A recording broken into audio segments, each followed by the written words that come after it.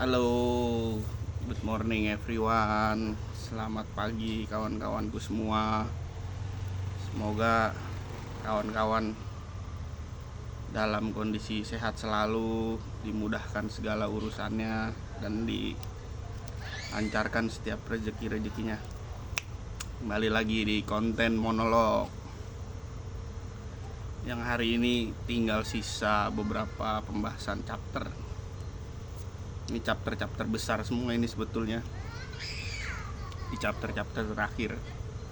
Cuma hari ini gua coba akan menyampaikan dua chapter 45 dan 46 sebelum menuju chapter ending ke 47 dan 48. Chapter 45 judulnya khotbahkan perlunya perubahan, tetapi jangan sekaligus mereformasi.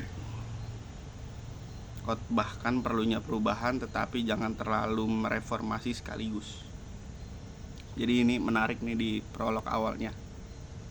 Setiap orang memahami perlunya perubahan secara abstrak, tetapi dalam kehidupan sehari-hari manusia adalah makhluk kebiasaan. Terlalu banyak inovasi akan menimbulkan trauma dan pemberontakan. Jika Anda baru menduduki posisi kekuasaan atau orang luar mencoba membangun basis kekuasaan, tunjukkan rasa hormat terhadap tata cara lama dalam melakukan sesuatu. Jika perubahan diperlukan, buatlah perubahan itu terasa seperti perbaikan kecil di masa lalu.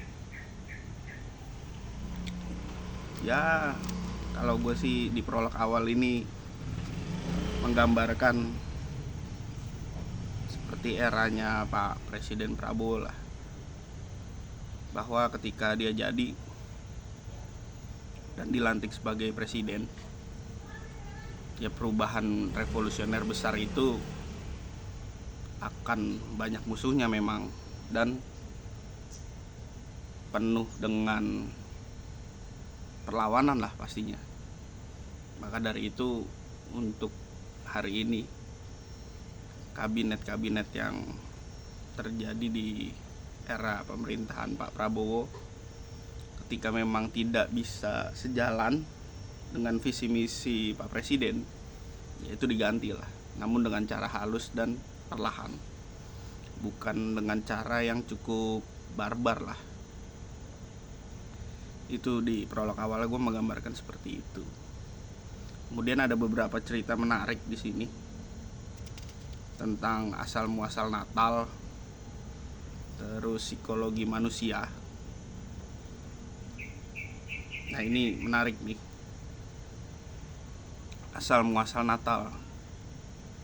Merayakan pergantian tahun merupakan sebuah kebiasaan kuno. Bangsa Romawi merayakan Saturnalia, festival Saturnus, dewa panen, antara tanggal 17 dan 23 Desember.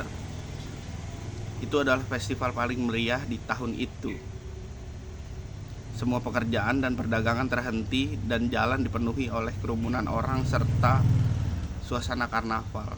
Budak dibebaskan sementara dan rumah-rumah dihiasi dengan dahan-dahan pohon salam. Orang-orang saling mengunjungi, membawa hadiah berupa lilin dan patung tanah liat kecil. Jauh sebelum kelahiran Kristus, orang Yahudi merayakan festival cahaya selama 8 hari pada musim yang sama. Dan diyakini masyarakat Jerman mengadakan festival besar tidak hanya pada pertengahan musim panas, tetapi juga pada titik balik musim dingin ketika matahari berlalu. Ketika merayakan kelahiran kembali dan menghormati dewa kesuburan Agung Wotan serta Freya, Donator dan Freyr pada tahun 274, Kaisar Romawi Aurelian telah mendirikan kultus resmi dewa matahari Martias. menyatakan hari ulang tahunnya 25 Desember sebagai hari libur nasional. Nah, itu kan artinya untuk perubahan ini kan butuh tahun yang cukup panjang lah. Ya ini gue menggambarkannya dari tulisan ini, dia butuh sekitar 200 tahun untuk melakukan perubahan besar dengan cara melakukan kesalahan-kesalahan, perbaikan kesalahan kecil pada masa lalu, bukan reformasi sekaligus. Ya, contohnya ini nih, beberapa festival cahaya, festival musim semi, terus membawa hadiah sesembahan berupa seperti patung tanah liat yang boneka-boneka kecil, itu tidak terjadi secara mendadak, butuh proses panjang lah. Dan kemudian gue juga coba menyampaikan beberapa contoh lainnya dalam yang gue pernah baca mengenai revolusi Prancis. Revolusi Prancis itu kan dimulai tidak dengan cara barbar lah. Dia dimulai dengan cara kecil-kecilan di warung kopi itu. Orang ngomongin kerajaan, bahwa rajanya terlalu arogan, penuh dengan ketidakbijaksanaan. Nah, itu dimulai dari obrolan-obrolan ringan kecil aja. Dan kemudian obrolan kecil itu merambah dah tuh ke penjuru masyarakat, sehingga menyebabkan sebuah pergolakan atau peristiwa besar terjadi. Pemujaan terhadap Mitras, dewa cahaya bangsa Arya, telah menyebar dari Persia melalui Asia Kecil hingga Yunani, Roma, dan hingga ke wilayah Jerman serta Inggris. Banyak sekali reruntuhan kuilnya yang masih menjadi saksi betapa tingginya penghormatan terhadap dewa ini, terutama oleh legiun Romawi sebagai pembawa kesuburan, perdamaian, dan kemenangan. Oleh karena itu, merupakan satu langkah cerdik ketika pada tahun 354 Masehi, gereja Kristen di bawah Paus Liberius, ini antara tahun 352 sampai 366, mengkooptasi hari lahir Mitras dan merayakannya pada tanggal 25 Desember sebagai hari lahir Yesus Kristus. Nah, ini dinukil dari tulisannya Anna Susana. Judulnya apa nih, bahasa Prancis nih kayaknya. Penulisnya itu Anne Susanne Riske. Judulnya Neues Zütung pada 25 Desember 1983. Dia bahasa Prancis nih kayaknya, nulis Prancis. Kemudian ada beberapa cerita menarik juga soal psikologi manusia. Dia menjelaskan di sini, ini gue coba bacakan. Psikologi manusia mengandung banyak dualitas. Salah satunya adalah meskipun orang memahami perlunya perubahan, mengetahui betapa pentingnya perubahan, sesekali bagi intuisi dan individu, mereka juga merasa jengkel dan kesal dengan perubahan yang mendadak dan berdampak pada diri mereka secara pribadi. Ya ini, bahwa perubahan besar kalau berdampak pada diri individu atau pribadi seseorang, ya orang juga nggak senang, mengganggu kenyamanan, dia cerita di sini. Sehingga perubahan mendadak itu perlu disiasati, dilakukan secara perlahan. Kemudian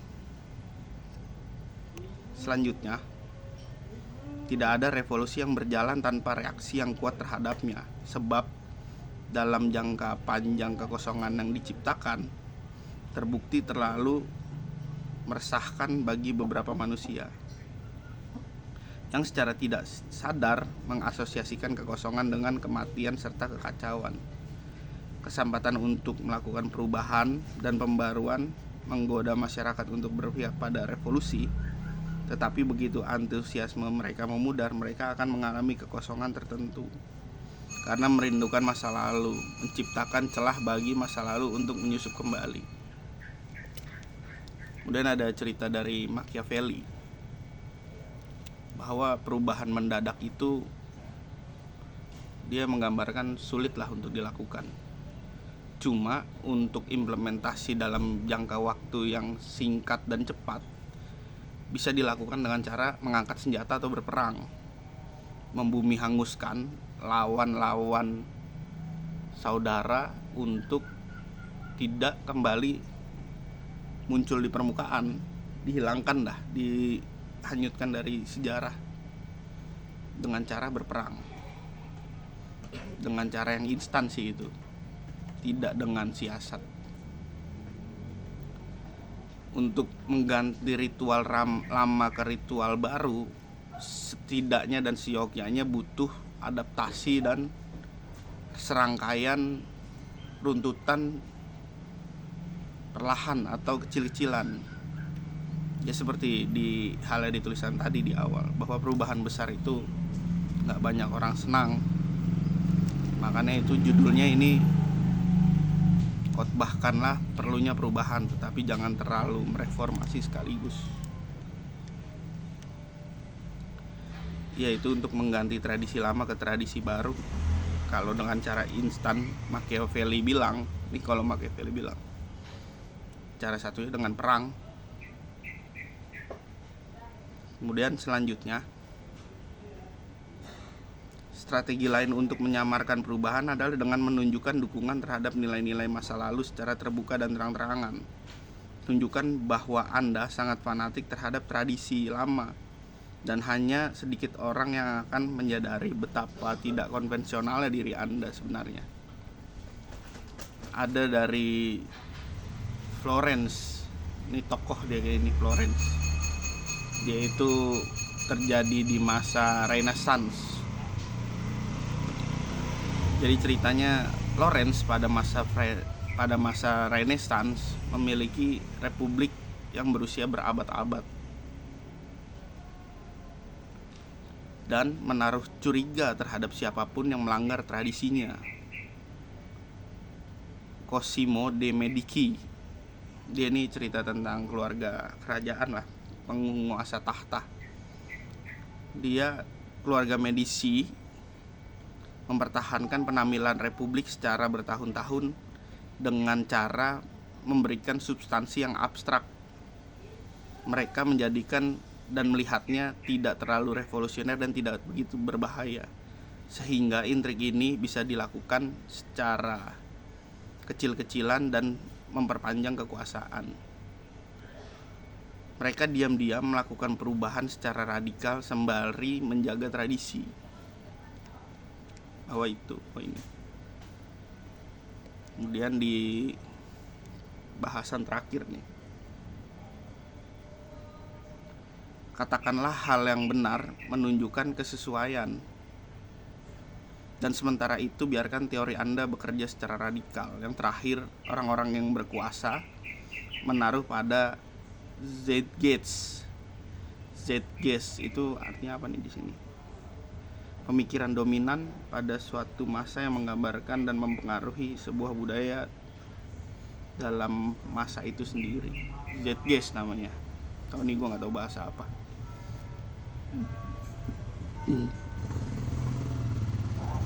Jika reformasi sudah diperlukan terhadap gejolak-gejolak kecil yang ada di grassroots atau akar rumput, baru lakukan dengan gejolak yang besar lah itu. Berarti di sini perlunya sebuah analisis situasi sosial untuk tahu bahwa gejolak ini sebetulnya sudah cukup besar, sehingga perlunya reformasi yang berjalan sesuai dengan rencana. Tapi ini poin terakhir yang menarik. Tetaplah waspada terhadap apa yang Anda gugah. Orang-orang yang mengakhiri revolusi jarang sekali merupakan orang-orang yang memulainya. Nah ini kayak Napoleon Bonaparte. Dia memulai revolusi, cuma akhirnya bukan ditutup sama Napoleon. Itu hal biasa lah. Ini otoritas terakhir. Kucing, makhluk yang memiliki kebiasaan menyukai kehangatan akrab. Jika rutinitasnya terganggu, ruangnya terganggu, ia akan menjadi tidak nyaman dan tidak terkendali secara psikotik. Tenangkan dia dengan mendukung ritualnya. Jika perubahan diperlukan, tipulah kucing dengan menjaga bau masa lalu dalam hidupnya. Menempatkan benda-benda yang dikenalnya di lokasi yang strategis. Jadi dia menggambarkannya seperti seekor kucing untuk melakukan perubahan secara besar-besaran.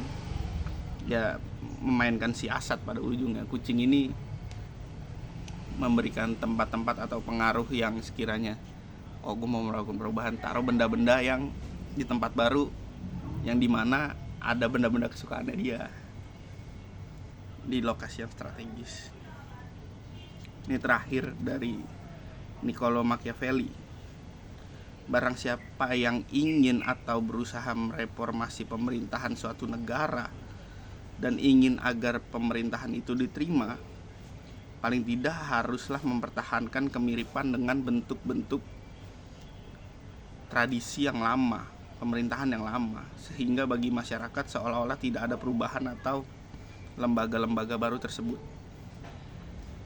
Padahal sebenarnya sudah jauh berbeda dengan lembaga-lembaga lama, karena sebagian besar manusia merasa puas dengan apa yang tampak seolah-olah itu adalah kenyataan, dan dengan sebuah kenyataan yang dangkal, bukan mendalam.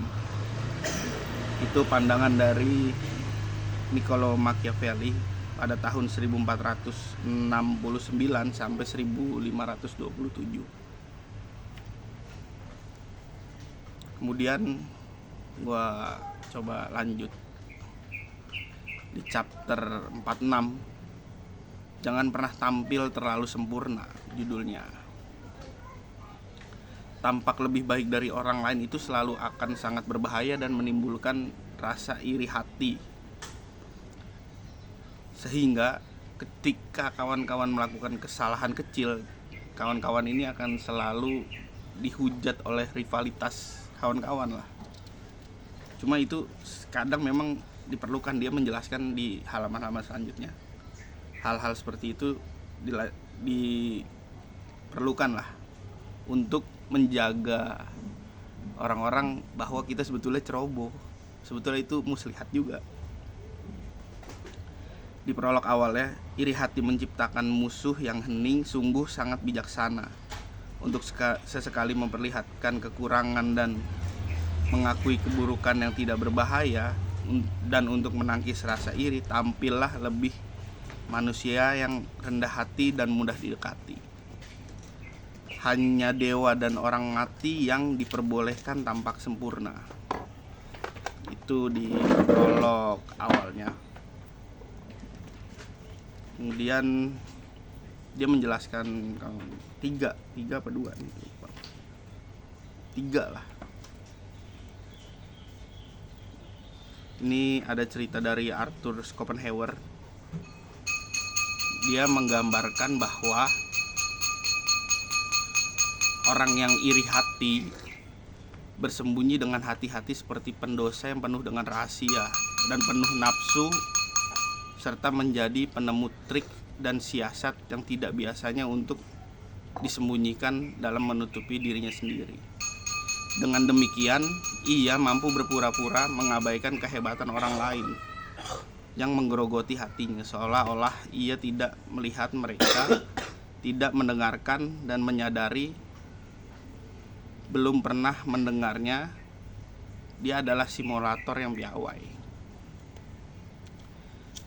Jika mereka muncul, dia melontarkan kepada ketidakjelasan kritik yang berlebihan, sarkasme, dan fitnah seperti katak yang melepaskan racun dari dalam lubang persembunyiannya.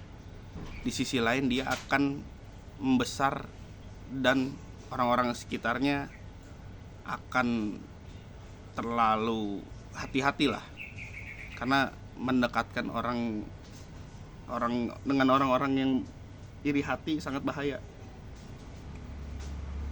Ya ini kalau gua menggambarkannya dari psikologi Islam lah, bahwa sebetulnya penyakit hati itu ya berat untuk disembuhkan. Makanya kunci untuk menuju kesembuhan itu sendiri dilakukan dengan ketakwaan lah. Kemudian nih di prolog awalnya juga menarik. Gangguan pada citra diri ini tidak akan bertahan lama tanpa membangkitkan emosi yang buruk.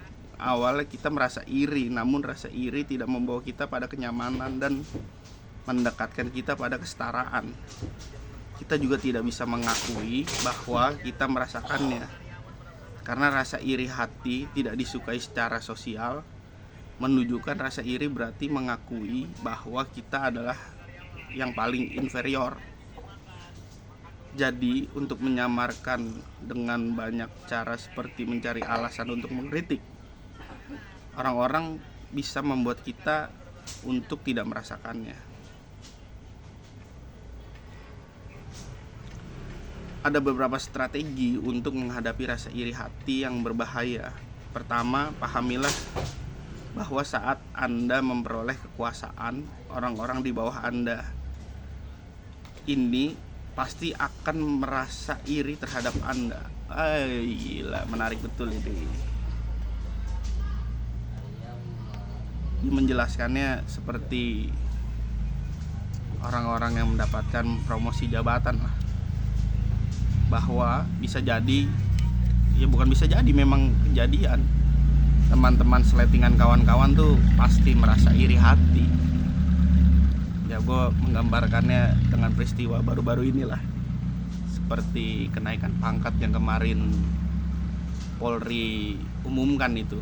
Beberapa perwira tinggi naik pangkat menjadi kombes, kemudian menjadi brigjen, kemudian menjadi irjen dan komjen.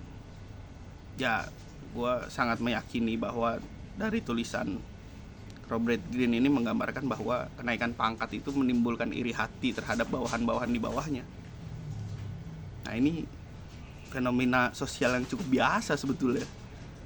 Cuma kalau nggak bisa disiasati dengan baik dan bijak, itu akan menjatuhkan reputasi. Makanya untuk mencegah kawan-kawan ketika mendapatkan promosi jabatan, jangan terlalu inferior terhadap bawahan kawan-kawan. Lakukan dia dengan kesalahan-kesalahan kecil yang kita perbuat, sehingga bawah melihat, pimpinan kita aja kocak juga ini, salah ini. Nah itu gak apa-apa, itu dipermainkan aja, simulasinya seperti itu. Jangan terlalu inferior terhadap bawahan lah intinya. Padahal sebetulnya kita nggak naif juga mau terlihat secara sempurna, tapi itu hal-hal seperti itu memang diperlukan sehingga tidak menimbulkan tanda-tanda pengkhianatan terhadap bawahan-bawahan Anda.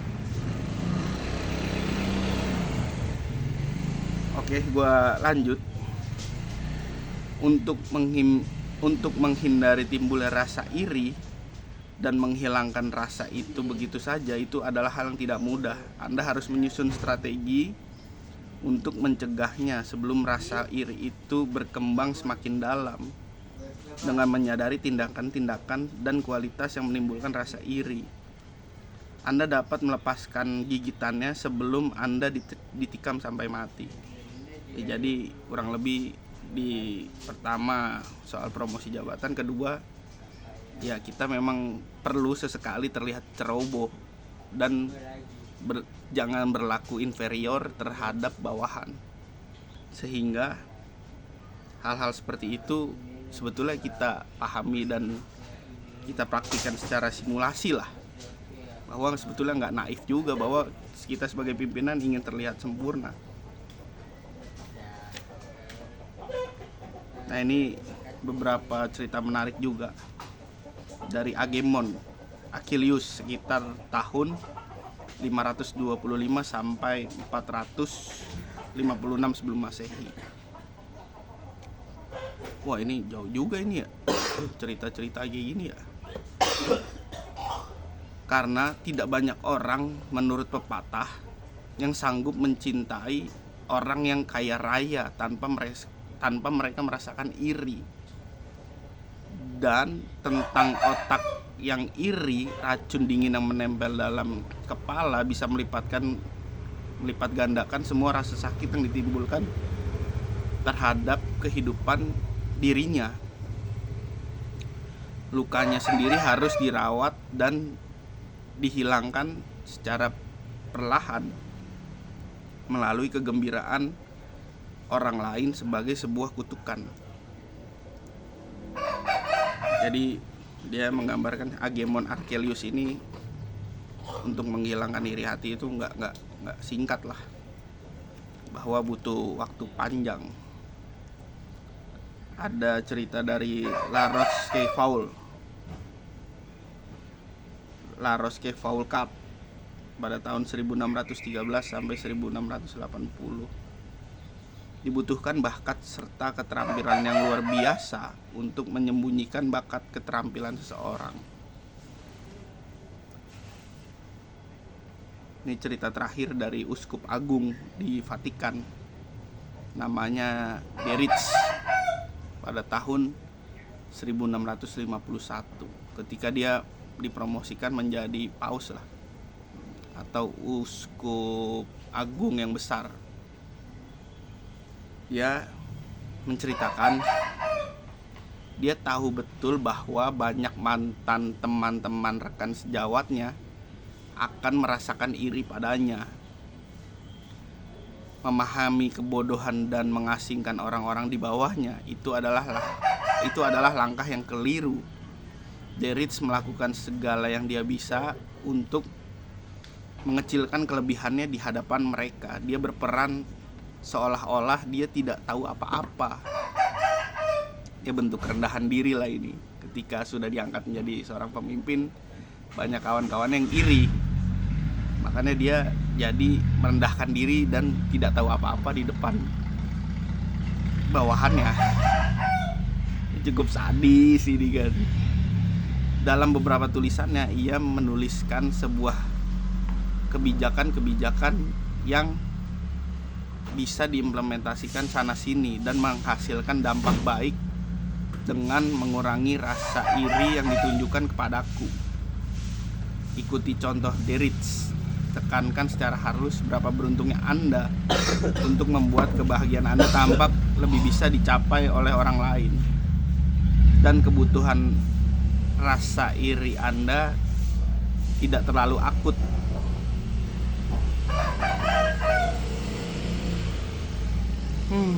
Menarik juga ini. Untuk menangkis rasa iri, tunjukkanlah kelemahan, kecerobohan sosial kecil, serta sifat buruk yang tidak berbahaya. Ya, pada cerita-cerita sebelumnya munculkan sebuah kesalahan-kesalahan kecil sehingga bawahan Anda berpikir bahwa pimpinan kita aja salah ini kan. Padahal ya enggak juga, itu cuma siasat aja. Pada saat yang sama, mereka yang terlalu kritis terhadap Anda akan melakukan fitnah yang keji di muka umum, juga melemparkan iri hati kepada diri Anda. Untuk Anda terhindar dari siasat seperti ini, Anda harus lebih lihai memainkan trik siasat ke dalam rasa iri hati mereka. Pembalasan Anda adalah yang paling efisien dan sempurna, mengabaikan atau menghindari kehadiran mereka yang tidak penting. Biarkan mereka matang mendidih di dalam neraka ciptaan mereka sendiri. Sadis betul ini kan. Kemudian ada sebuah gambaran dan otoritas terakhirnya. Icarus yang jatuh dari langit, ayahnya Daedalus, membuat sayap-sayap lilin yang memungkinkan kedua orang itu terbang dari keluar labirin dan melarikan diri dari Minotaur. Kabar gembira karena bisa melarikan diri dan mengalami sensasi terbang, Ikarus membumbung semakin tinggi sampai matahari ternyata melelehkan sayap dari lilin buatan dari ayahnya sehingga meluncur jatuh ke dalam matahari menuju kematiannya. Bah, sadis. Ini dari Baltasar Gracian pada tahun 1601 sampai 1658 di epilog terakhirnya.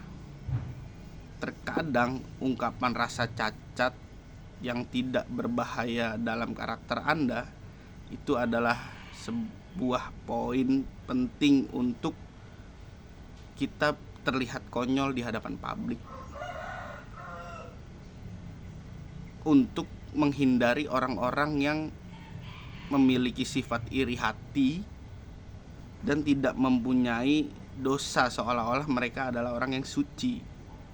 Mereka menjadi seorang Argus, selalu mencari-cari kesalahan dalam keunggulan. Itulah salah satunya penghiburan bagi mereka.